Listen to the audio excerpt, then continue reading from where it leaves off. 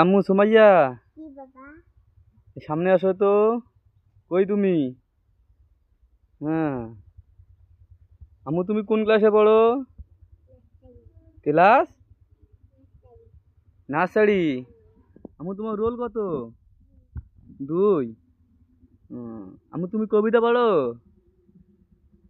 হ্যাঁ, বলো।